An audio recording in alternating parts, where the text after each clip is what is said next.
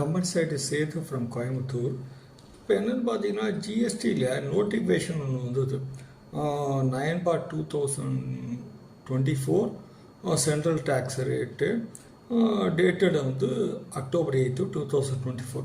இதில் என்ன இருந்ததுன்னா, நம்ம அன்ரிஜிஸ்டர்டு லேண்ட்லார்டுக்கு ரெண்ட் பே பண்ணால் ஆர்சிஎம்மில் 10th October 2024 கட்டணும்னு சொல்லி நோட்டிஃபை பண்ணாங்க. இதில் என்ன ஒரு சின்ன ப்ராக்டிக்கல் டிஃபிகல்ட்டி வந்துருச்சு அப்படின்னா, சில லேண்ட்லார்டு ரிஜிஸ்டர்டாக இருக்காங்க.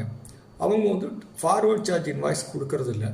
ரிசிப்பியன்ட் அதுக்கு தெரியாமல் ஆர்சிஎம்மில் கட்டிடுறாங்க.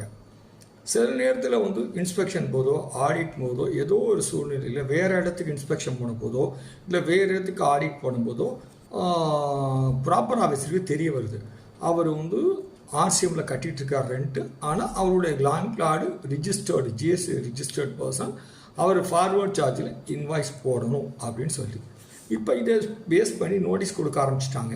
நீங்கள் உங்கள் லேண்ட்லார்டு ஃபார்வர்ட் சார்ஜில் கலெக்ட் பண்ணி கட்டியிருக்கணும். உங்கள் லேண்ட்லார்டு ரிஜிஸ்டர்ட் பர்சன், நீங்கள் அன்ரிஜிஸ்டர்ட் ஆர்சிஎம் கட்டிட்டீங்க, இன்வேலிட்.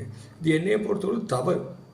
இவருக்கு தெரியாது, லேண்ட்லார்டு தான் ஃபார்வர்ட் சார்ஜில் இன்வாய்ஸ் போட்டு வெட்ட கலெக்ட் பண்ணி கட்டியிருக்கணும்.